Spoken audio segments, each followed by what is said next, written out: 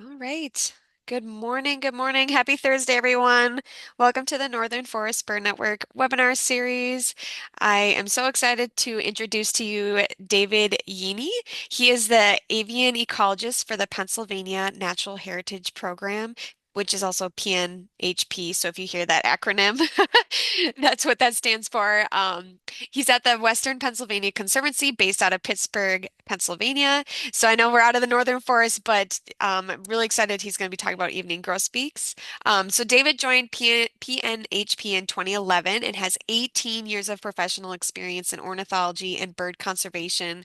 His work focuses on bird species of greatest conservation need and including these rare and endangered species. Uni's projects include bird monitoring and surveying, applied habitat relationship studies, spatial analysis, and bird tracking research with new technologies that he's going to talk about today. So Yini represents PNHP in several bird conservation groups and committees, including the PA Biological Survey, Ornithology Technical Committee, and he co-leads the Evening Grosbeak Working Group formed as part of the Road to Recovery Pilot Species Project. So I'll share that project link here in the chat in a second.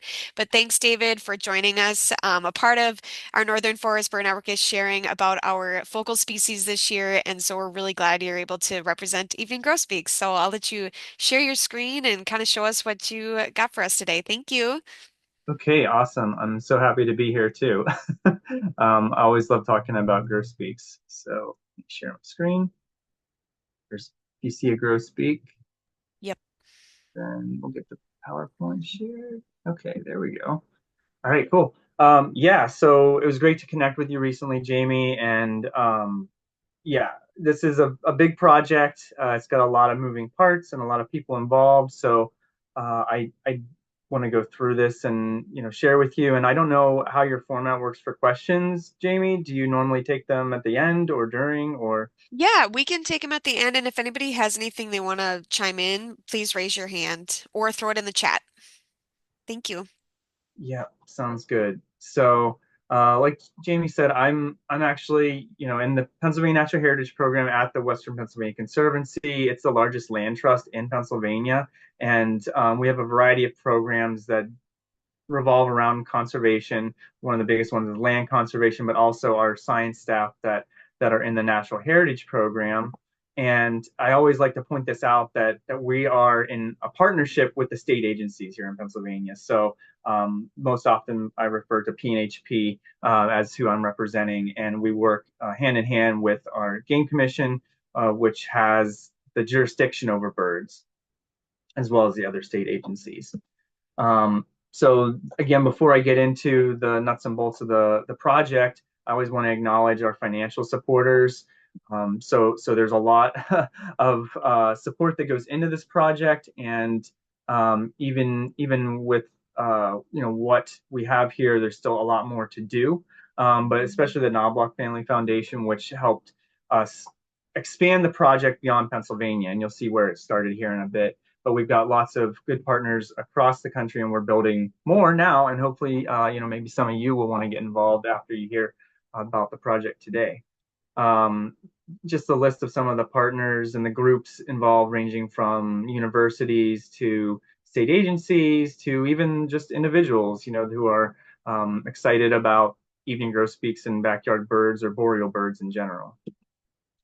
Now, for our core team, these are the collaborators that I have been working with over the past 7 years. If we go back to, or 7 or 8 years, when we go back to when we started banding, tagging grosbeaks here in Pennsylvania. And so that's Luke DeGroat and Mallory Sarver from the Powdermill Avian Research Center. They're based at the Carnegie Museum of Natural History, also in southwestern Pennsylvania.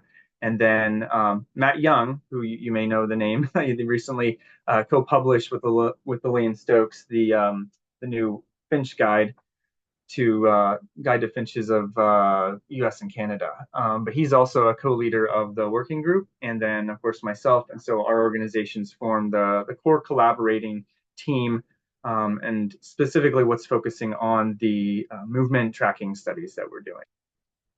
So I always like to start with a little bit of natural history on evening grosbeaks. So this is a species that was first classified by science in 1825. the type specimen is from Michigan, and was collected by a Native American boy.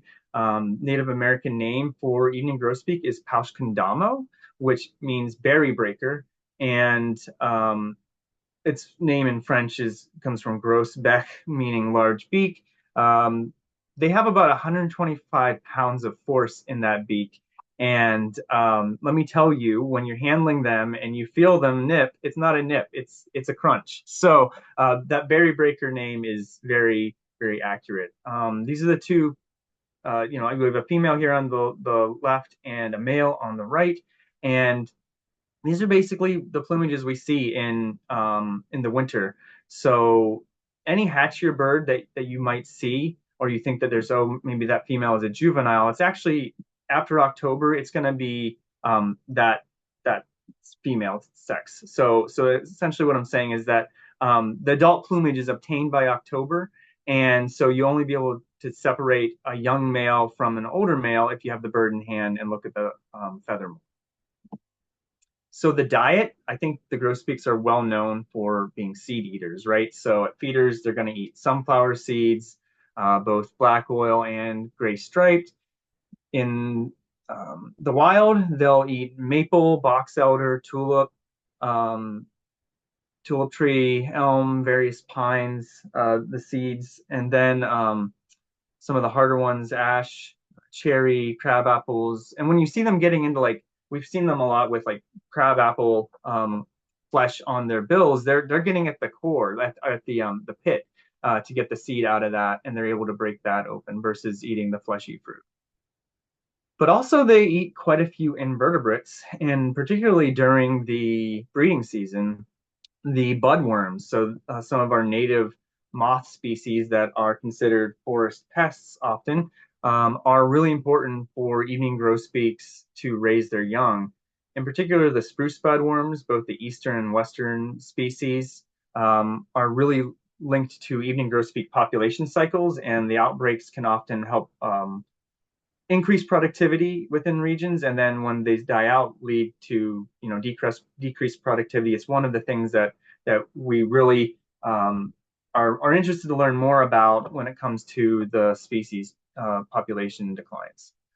Also, I know because we were talking about this the other day, I was reminded that jack pine budworm, which you're known for jack pine there in Michigan, especially. That is another budworm species that evening grosbeaks will key in on when there are outbreaks.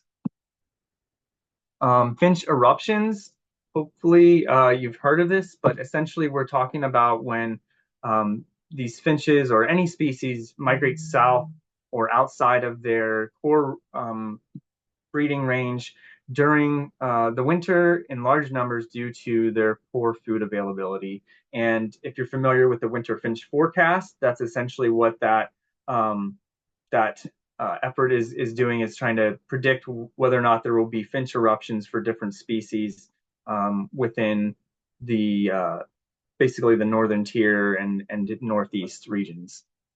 So sometimes you get these finch super flights, which you'll have all seven, I guess now seven species of finches erupting, coming south.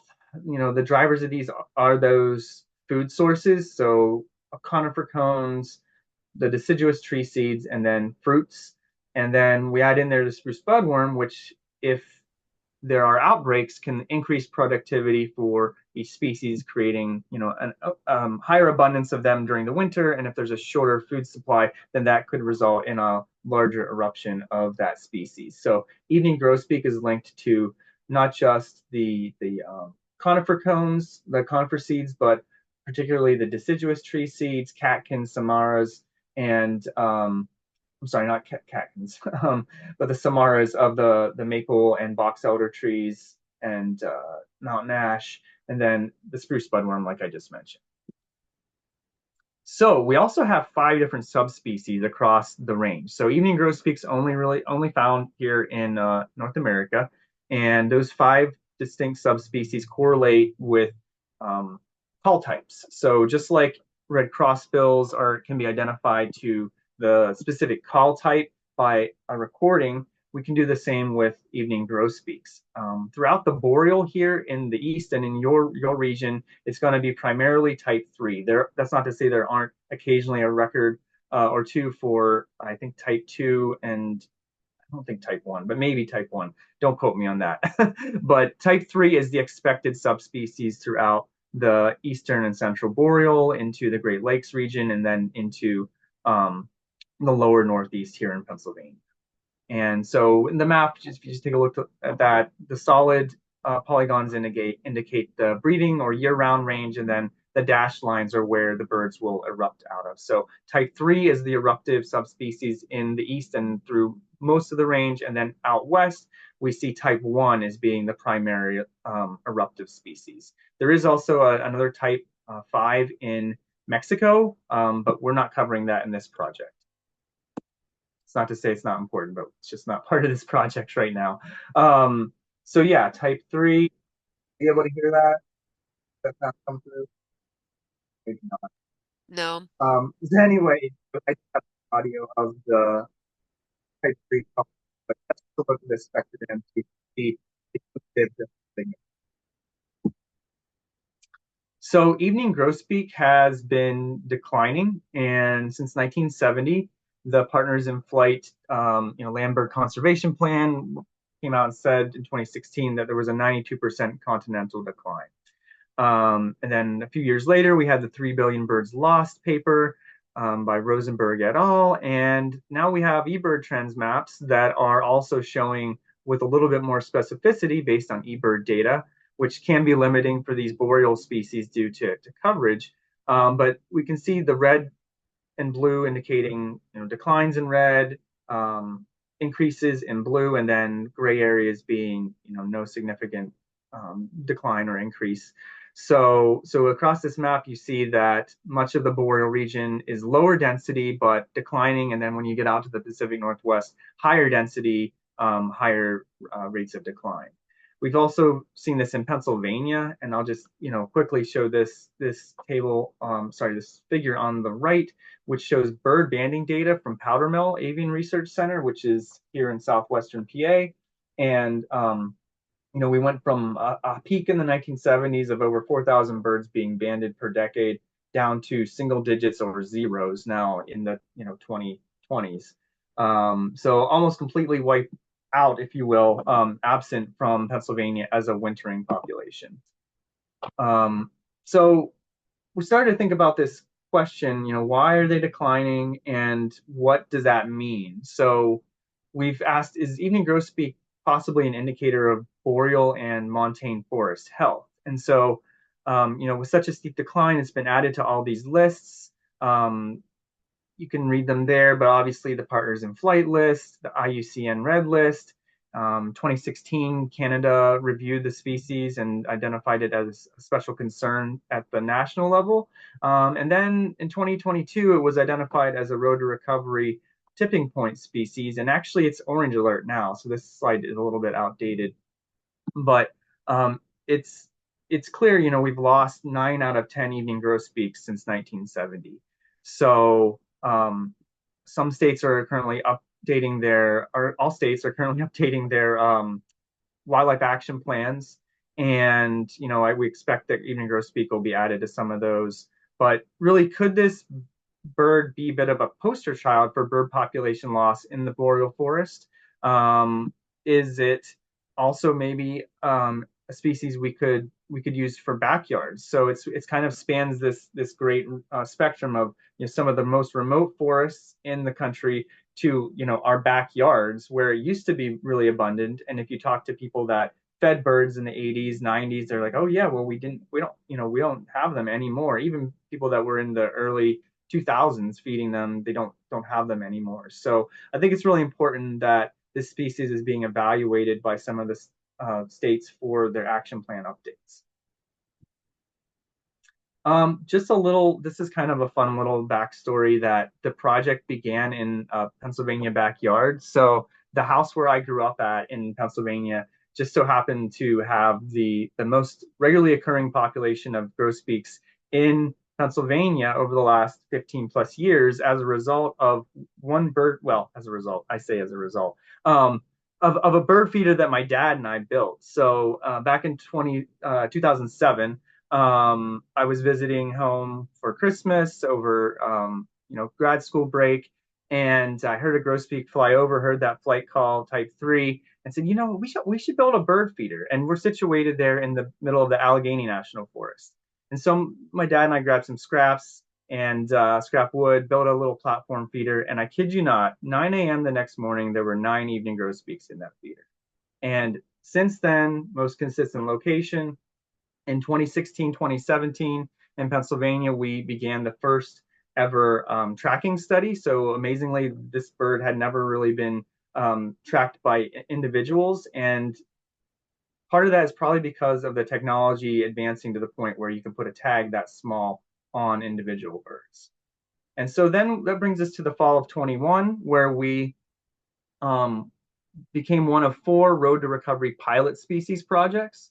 And we were asked to essentially develop a working group that focused on evening grosbeak conservation at the continental scale, and then to expand our tracking research through the entire range of the evening grosbeak, so that we could look at its full annual cycle and have this primary goal of trying to identify limiting factors in the grosbeak's decline. We also needed to do this with trying to apply this road to recovery process, which is integrating both biological science and social science in this co-production format, um, helping us to be intentional about the inclusion of human dimensions and other parties that aren't scientists with vested interests in evening grosbeak conservation. And I think that's important for this species as it shows up in a lot of people's backyards. And that's going to be a key to its, any successful conservation effort for it. So setting the stage for our work, we started by looking into the existing knowledge base, and especially the COSAWIC report that was produced by Canada and their status assessment, to see what factors might be causing the steep decline, and what were the leading thoughts and possible knowledge gaps. So we identified 5 areas: the spruce budworm cycles, so we know they're strongly tied to those, and too much or too little forest management for this insect could impact both prey abundance during the breeding season as well as their habitat quality. Evening grosbeak might also be suffering from habitat change and loss of mature conifer forests where they breed. Then we also know that they're vulnerable to mortalities from collisions, both roads when they're gritting in the wintertime for minerals, but also windows at near backyard feeders, where they'll congregate in the wintertime. Another factor related to that is that they do have diseases like conjunctivitis, which can be rapidly spread in large numbers of grosbeaks. And then finally, the elephant in the room is climate change, and how's that going to impact the boreal forest?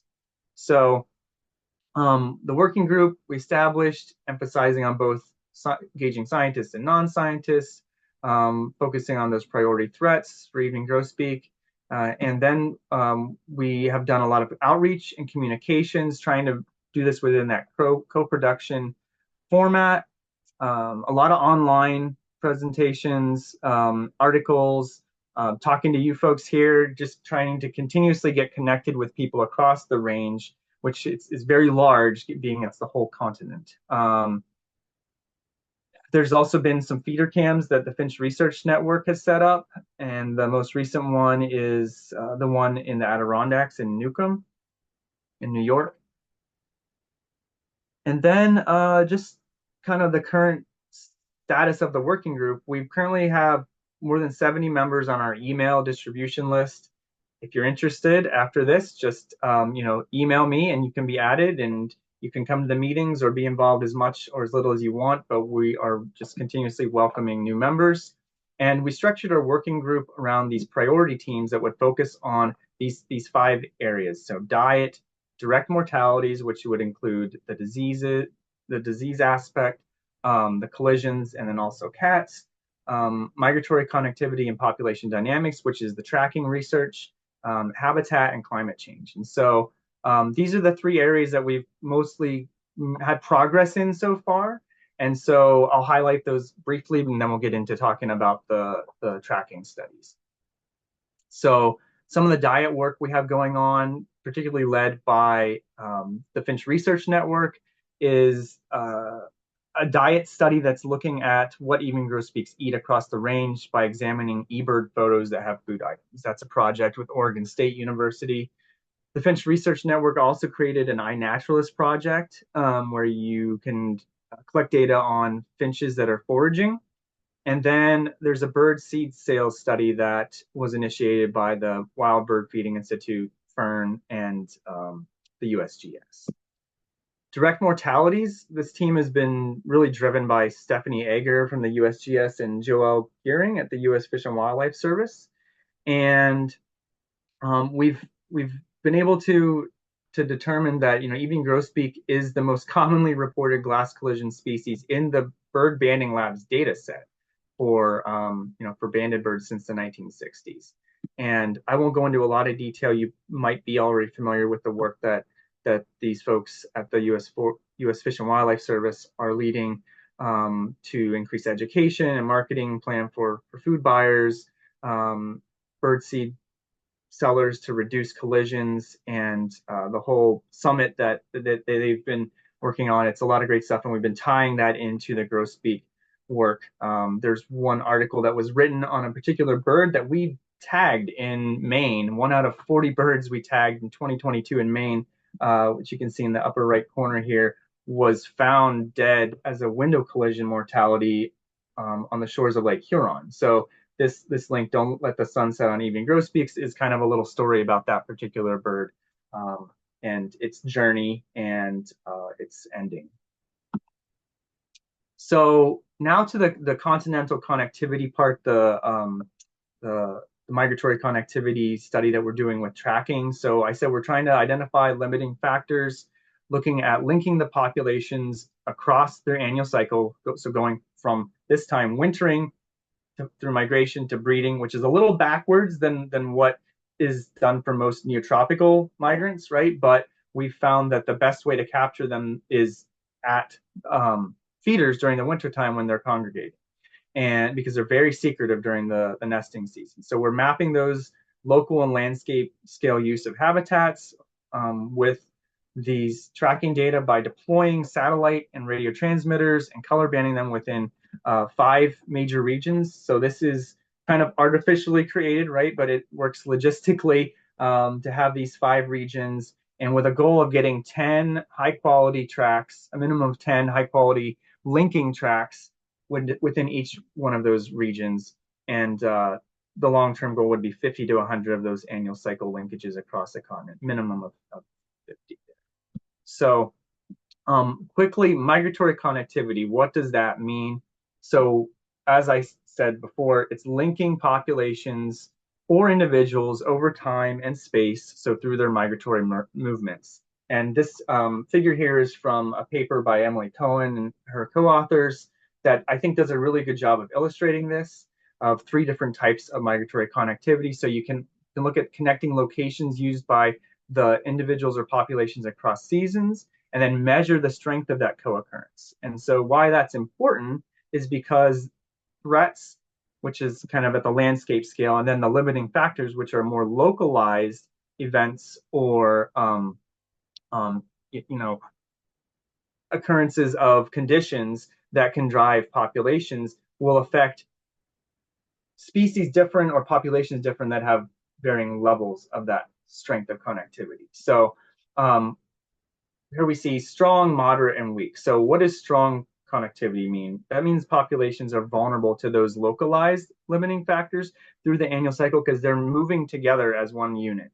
Moderate migratory connectivity is more of a broad and acute threat that might impact those populations, but it may be differently across the range. And then when we see weak migratory connectivity, all the populations are kind of coming from different locations and going to different locations. They're not moving as one unit through space and time, and they're essentially more vulnerable to the same landscape level threats across the range. So understanding this can help us come up with strategies for how to best do conservation for a very mysterious and kind of complex species like Evening Grosbeak.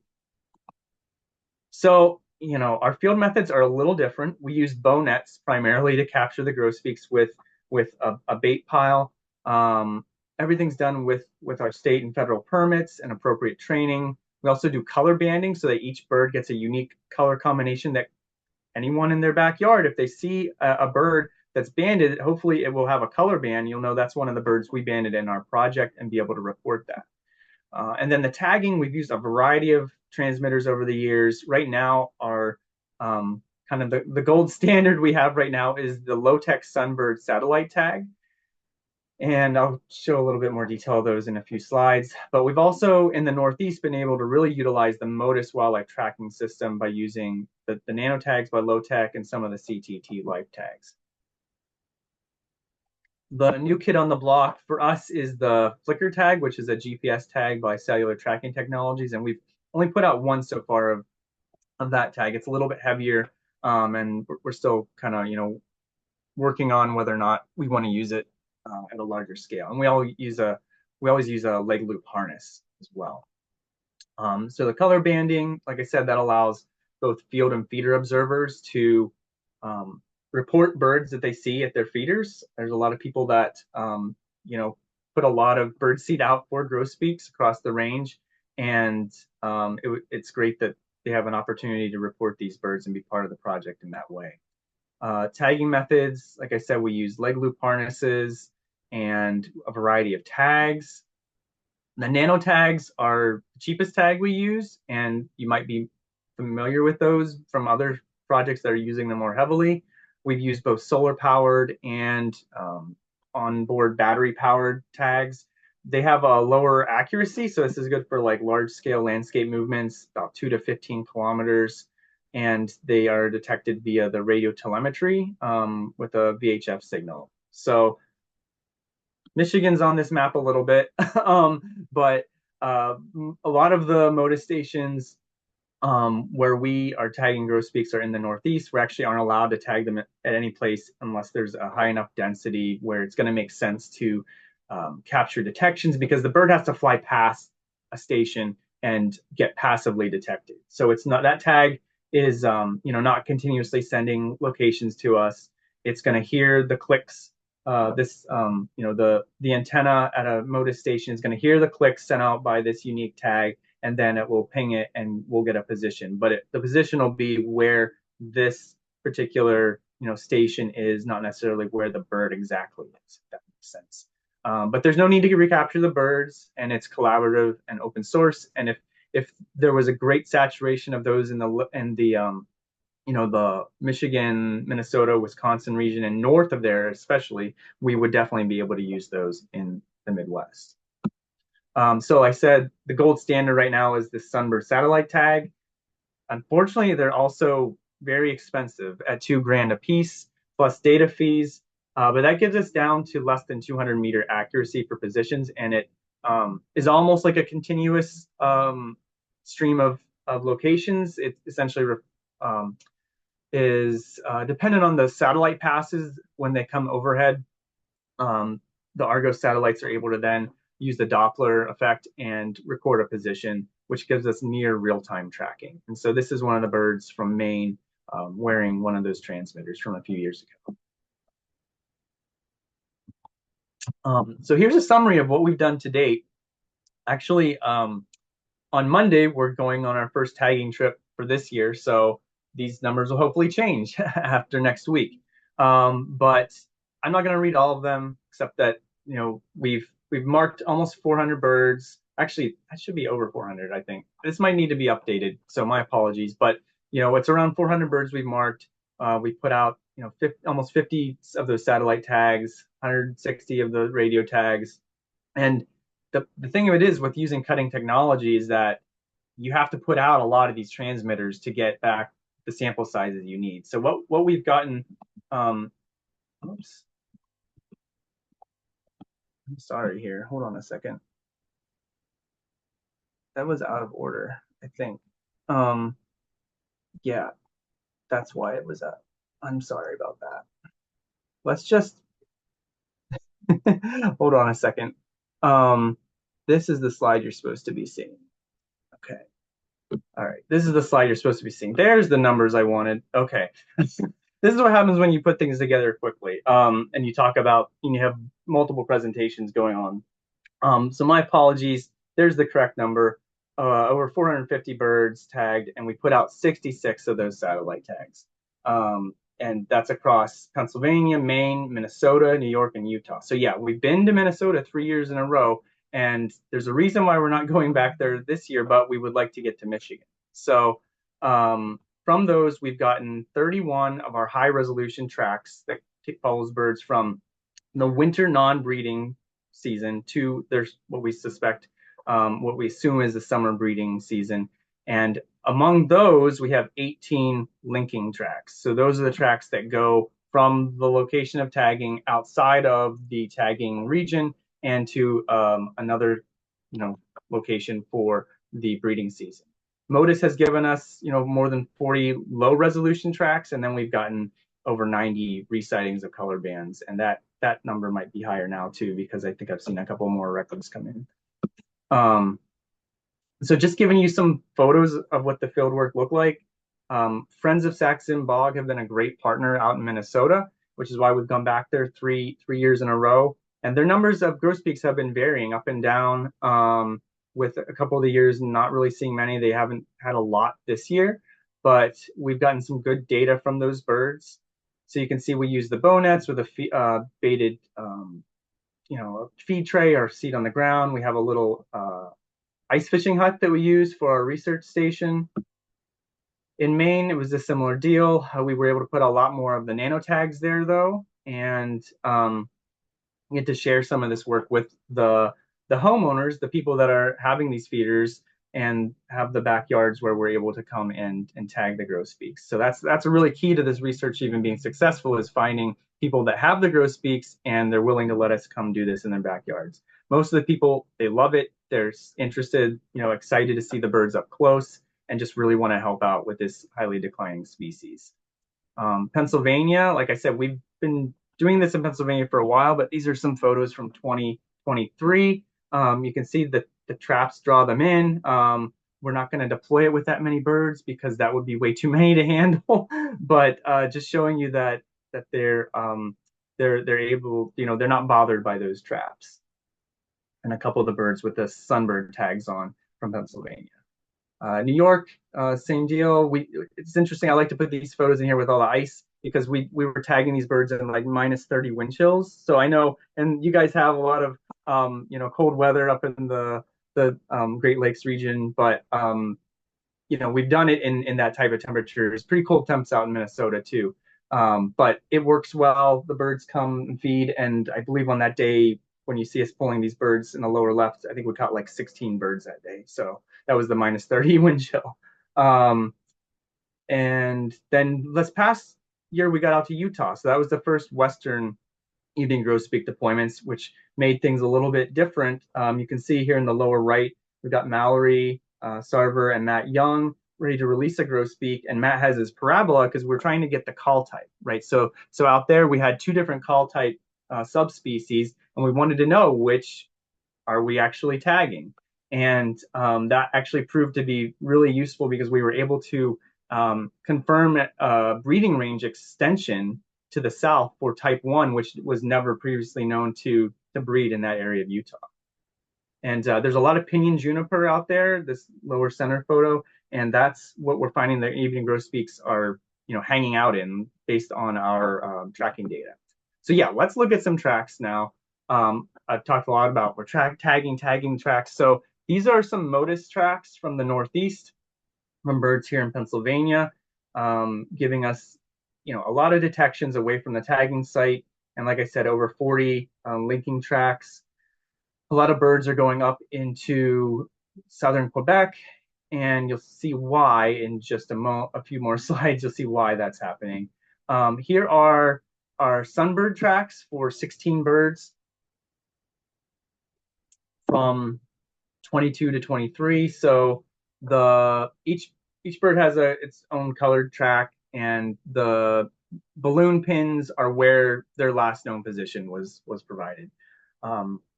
So you probably are most interested in the birds from Minnesota, and you'll see that they're doing things kind of differently than the birds in the Northeast.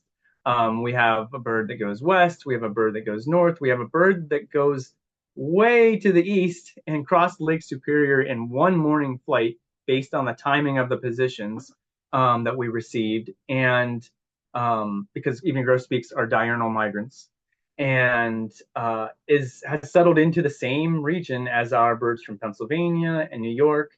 And why is that? We'll get to in a moment.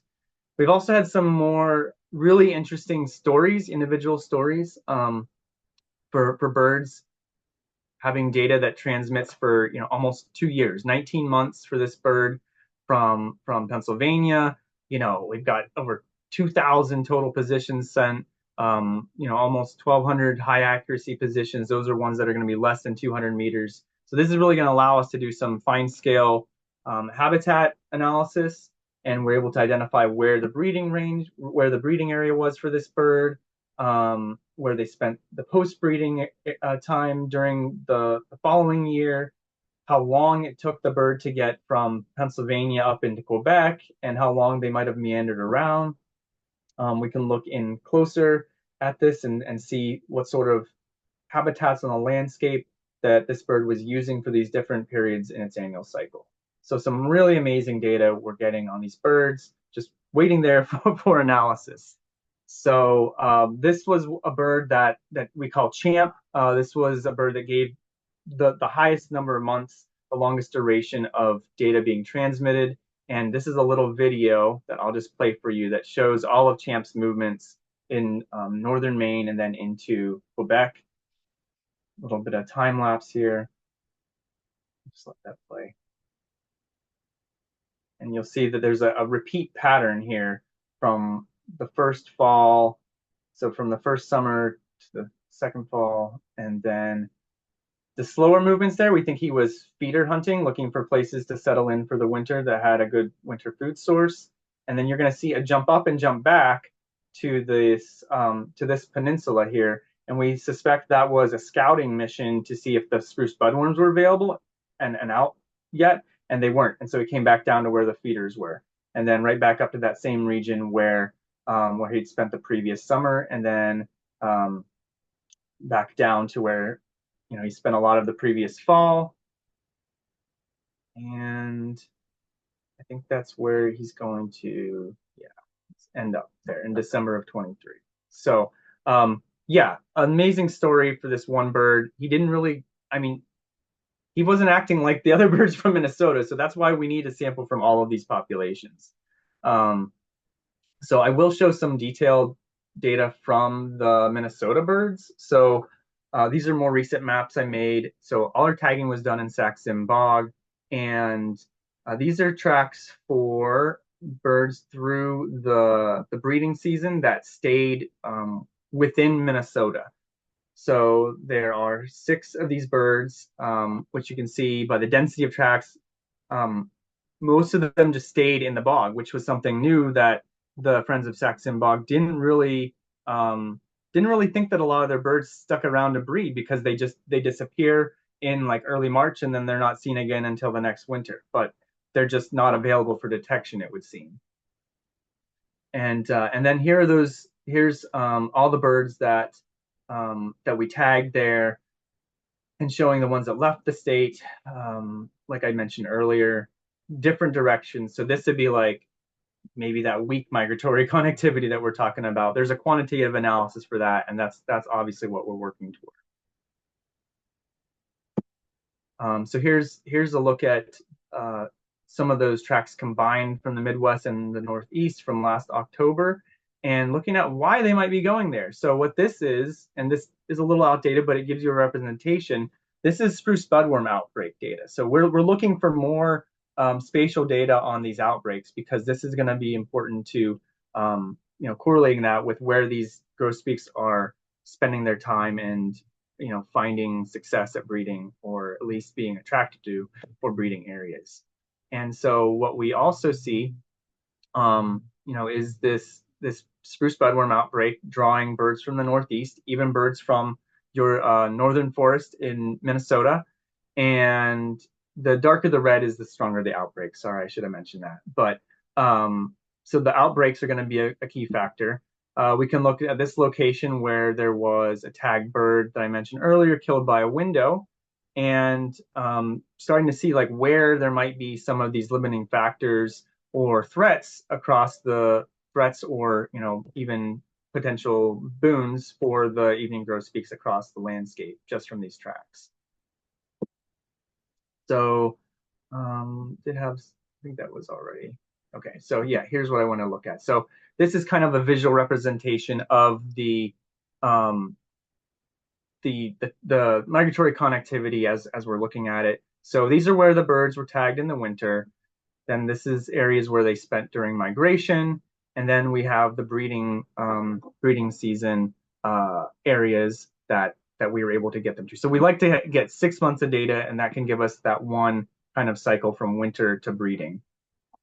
And so with that, just visually, the Midwest birds might be exhibiting this weak migratory connectivity, which means they're going to be more vulnerable to those broad landscape threats.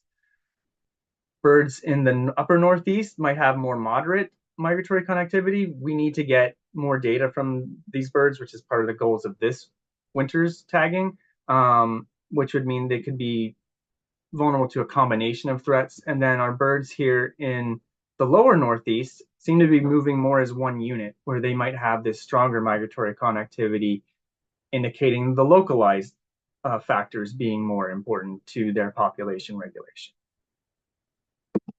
So here's our fieldwork goals for this winter. Here's basically a breakdown of by those 5 regions, how many full annual cycle tracks we have, how many linking tracks we have, what do we need to get to 10 full annual cycle tracks, and then 10 linking tracks, and the states that are included in those regions. So we have, I think, 47 tags this year. We have 20 of those sunbird tags to put out. And most important to you all would be Michigan. We're trying to get to Michigan to put out at least 6 of those sunbird tags on evening grosbeaks. And ideally, that would be split males and females evenly. We're also going to go to New York, as I mentioned, next week, where we can deploy the nanotags too, and then also Vermont and New Hampshire to sample more from that upper Northeast population.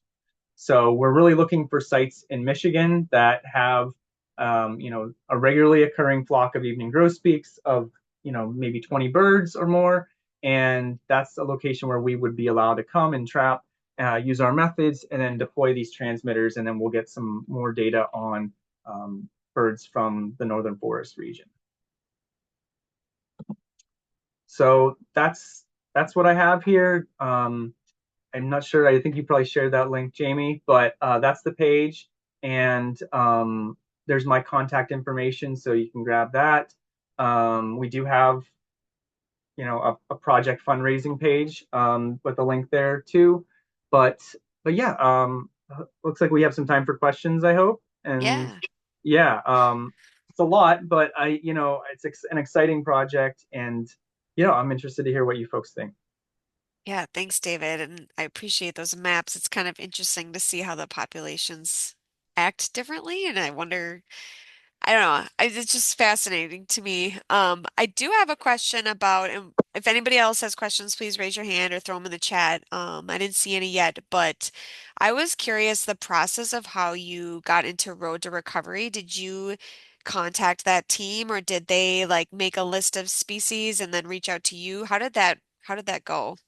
Yeah, so they reached out to us. Okay. So that's how that initiated. And then they were in the process of creating the tipping point species list. Hmm. And evening grosbeak was seen as a priority on that. They were looking for species that represented different points on what then they had called the recovery pyramid. So evening grosbeak was kind of down to the lower level where we have steeper declines, rapid declines, but not a lot of information is known as to why. We can look at eBird and say, oh yeah, it's a good eruption, but what does that mean? We are those birds the same birds that are breeding in Quebec, or where are they going?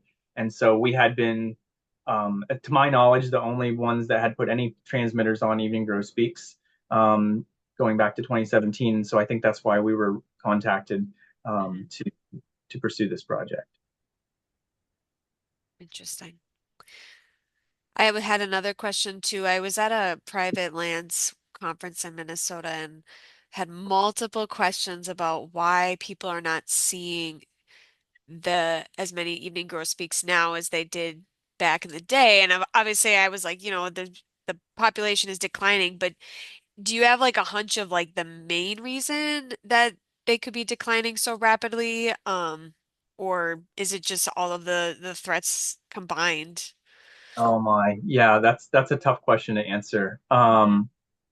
I think that I think the budworm link is very important, and how those outbreaks move and explode and die out, and whether they're treated or not. We have a lot to learn about that. And we understand that as a forest pest and its implications for economies and that sort of thing, there has to be management. But also, I think that we might be underestimating the impacts of collision mortalities and disease. Like, there's virtually no disease research going on right now. And Hmm. I'll say from our experience in Maine during 2022, where we caught 77, I don't know, 70 to 80 birds, let's say, um, we found conjunctivitis in 25% of those Oh, birds. wow. So we also saw several birds, like at least three birds we saw, mortality events, whether by predators or otherwise. No, they were all predators, I should say, like crows, raven. I forget if the other one was a raptor. Hmm. Birds that had conjunctivitis were killed. So, I think I think it is a combination of all these things. Hmm. But those couple factors might be more important. Yeah, and I was Climate also change, yeah, I was just sorry. saying, climate change, we really don't know what's the effect of climate change on this species as yet. But if there's Yeah. anybody that is working on that and wants to get involved in a group, we are definitely looking for people to lead that team. Yeah, I don't know if like working with like the Midwest Climate Adaptation Science Center, so like USGS has the CASC centers, like maybe that Yeah. might be an opportunity. Okay. Yep. But I just had a meeting with them a couple weeks ago and was like, how can we get involved with like using bird species to study climate change? But I think, since you're doing so much with tracking right now, maybe it's a good starting point for that kind of research. Yeah. Yeah. Absolutely. Ryan, you want to go ahead? Yeah. Right. Hey, David. Hey. Um, I just wanted to point out that, something to keep in mind is that this wasn't even a bird of Eastern North America until the middle part of the 19th century. So historically, depending on how you define that, evening grosbeaks were mostly not even east of the Rockies. And they kind of moved east. There's a few hypotheses as to why that is, but I guess my point is, in the grand scheme of things, they're probably a little bit of equilibrium that we're need to consider here. And certainly, I think most people would agree that their populations of the mid to late 20th century were probably inflated beyond any sort of carrying capacity.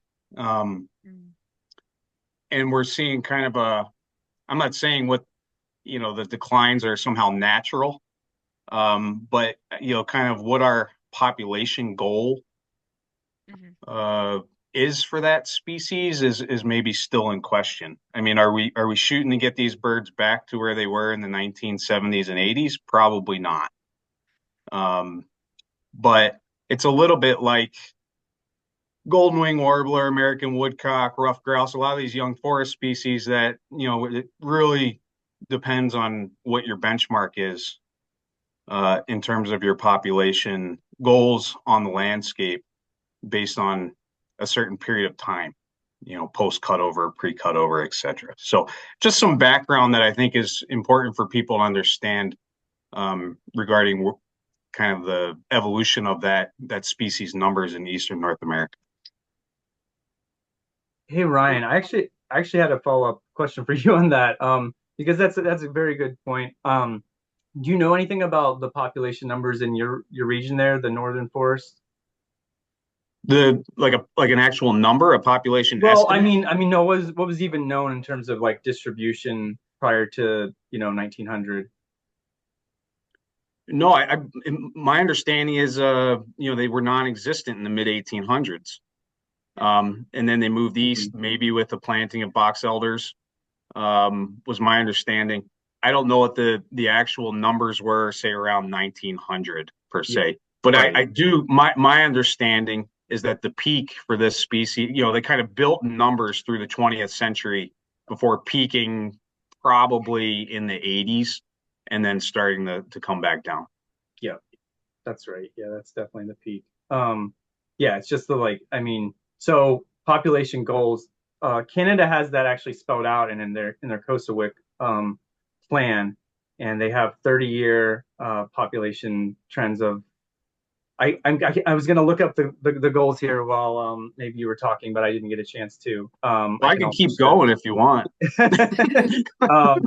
Yeah, we have that. So we actually put that. So we did in the working group. We did run through this road to recovery progress wheel that they put out for working groups to use yet. I don't know if any of you are familiar with that, Mhm. but in that we did cite the plan goals that the the Canadian plan put in place, and it will take me a minute to find it.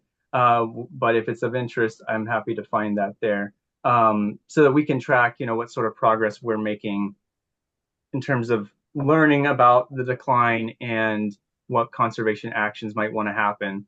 But there are some like short term and then like 30-year goals, which I believe are tied to, stable population trends because 90% is a lot, regardless of whether it was, whatever the baseline was. Um, so I think that that's part of something we're trying to wrap our heads around, and also something that the Canadian government has put in place already. Mhm. Let me look for that.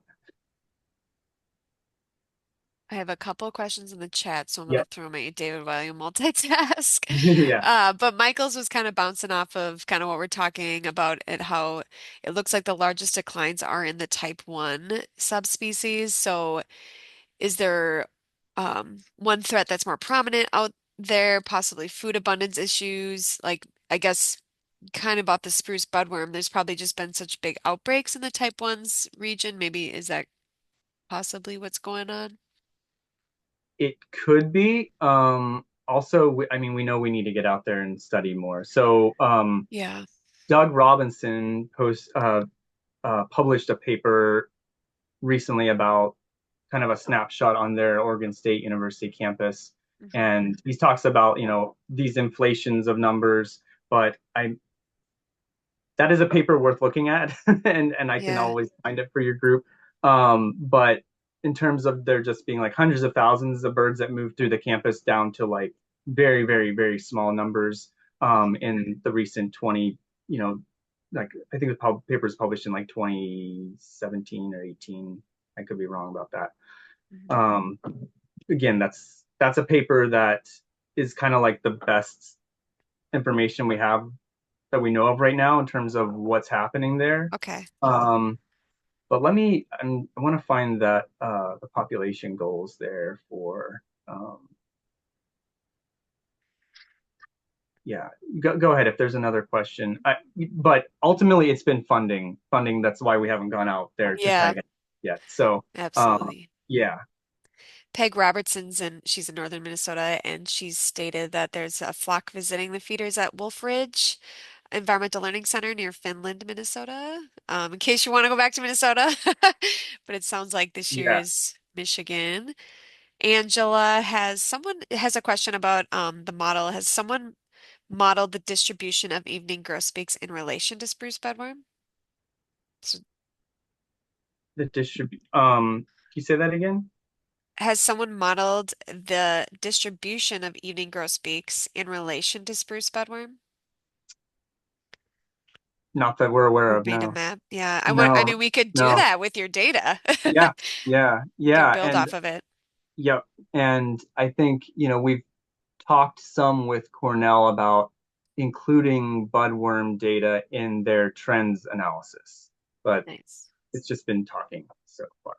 So I did find the trend, the kind of the measuring success population goals from Canada, which is, so I didn't mention this, but about half of the total grosbeak population lives in Canada, so to speak, and then half of it is in the United States. And as you can see, the Canadian birds, a lot of them come into the United States in the east, the Canadian birds are the ones coming into the United States. In the west, we have birds that are kind of there and moving around within the U.S. and then also into the northwest. But so here's the goals, and I'll get this copied into the chat. But in short term, by 2036, the population trend of evening grosbeak in Canada is stable or increasing as measured by BBS over the previous 30-year period and corroborated with CBC results over 25-year intervals. That's the short term. In the long term, the population trend in Canada is stable or increasing as measured by BBS over each previous 30-year period. So it's essentially the same thing, long term, short term, and then the extent of occurrence, the area that encompasses the geographic distribution of the population of the evening grosbeak is maintained. So Okay. it's both like it's referring to BBS trends, which you know what is a standard, and also CBC over a long interval. So so yeah, so we've actually seen some increases in the northeastern grosbeaks in the last few years, like the last 10, if you like look at this 10-year moving window, because of that large outbreak area that we've seen. Um, Back to some of the points that Ryan made, I I have to wonder like what the level of coverage there was in the boreal forest back in 1900 in terms of people knowing about them and knowing how secretive they are in as a breeder, which is that's something we just can't know. But yeah, the one of the theories was that there was this box elder planted like highway from the west through the Midwest and the Northeast, and the grosbeaks followed that. Mm. Um, yeah, any other questions? Yeah, there's one more here from Rick.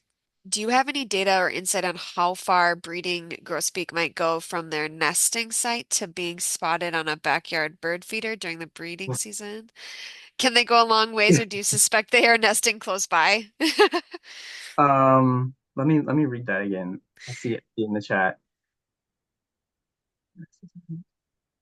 I So would we as know, yeah, go ahead. I was gonna you go ahead.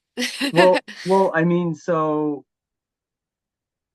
they're nesting very close by. So you think that they might be nesting? That we know that they do not. They will nest near backyard bird feeders in the breeding range.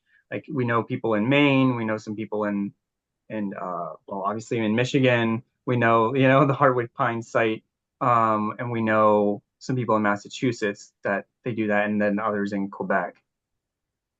But that's not related to where we see them in the winter, or it was the question related to winter as well? It was not related to winter. I was Okay. just curious about, yeah, well, for some background, I also work for a natural heritage program here in Wisconsin. Oh, So cool. I'm just trying to think about, yeah, like, can we feel confident in their nesting nearby when we're getting reports of them on bird feeders?